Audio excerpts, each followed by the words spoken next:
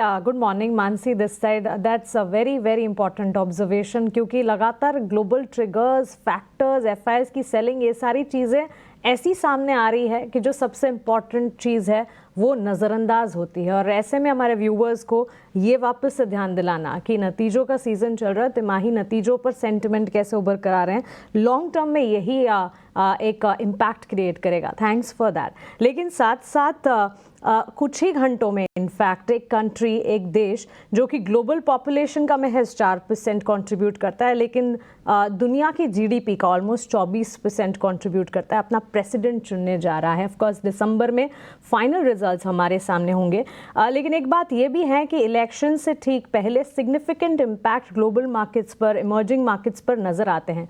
Historical data अगर देखें वो भी सजेस्ट करते हैं कि वॉलेटिलिटी दिखती है, जो कि इस वक्त नजर भी आ रही है। सेंटिमेंट ग्लोबली मार्केट के कैसे दिख रहा है, उसका इवेंचुअल इम्पैक्ट बाजार पर, अंडरस्टूड की दूसरी चीजें हैं जो इंपॉर्टेंट है, लेकिन इस पर कैसा इम्पैक्ट आप देख रहे हैं? देखो, यूएस का इलेक्शन, कोई भी कंट्री का इलेक्शन, चाहे वो भारत हो चाहे अमेरिका हो, वो इलेक्शन का प्रेडिक्शन करना, एग्जिट पोल्स भी रॉन्ग जाते हैं, तो फंड मैनेजर्स को तो पूछना गलत हो जाएगा, क्योंकि एग्जिट पोल भी सही नहीं जाते। और उनकी जो इम्पैक्ट है, ये क्या होता है ना, एक इलेक्शन के पहले प्रोपागेंडा में, मैनिफेस्टो में एक बात करना, और अगर वो इलेक्ट होके आते हैं तो उनकी एक्चुअल पॉलिसी क्या होती है उसमें काफी काफी डिविएशन होते हैं, क्योंकि then once you are on the chair तो आपको राइट डिसीजन लेने पड़ते हैं, long term perspective, world market नजर में रखते हुए, अपने देश को नजर में रखते हुए। अच्छी बात यह है कि हमने डोनाल्ड ट्रंप की गवर्नमेंट भी देखी हुई है, और हमने ओबामा की गवर्नमेंट भी देखी हुई है, और हमने जो बाइडेन की गवर्नमेंट देखी हुई है। तीनों चीज में एक साम्यता है।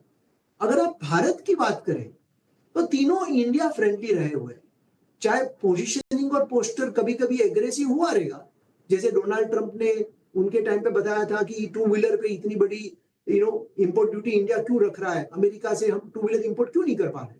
तो वो पोजीशनिंग मीडिया स्टेटमेंट हो सकता है, लेकिन तीनों गवर्नमेंट ने इंडिया की तरफ चाइना प्लस वन पॉलिसी को और स्ट्रेंथन किया है।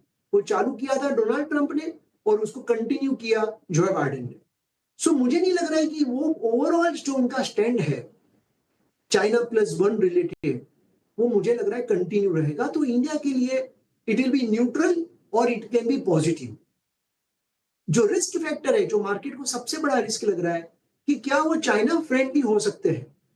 चाइना फ्रेंडली का मतलब है कि टैरिफ्स को रिड्यूस कर देना। जो आज उन्होंने चाइनीज गुड्स पे लगाए हुए बहुत बड़े इंपोर्ट टैरिफ लगाए हुए हैं, क्या वो रिड्यूस कर सकते हैं?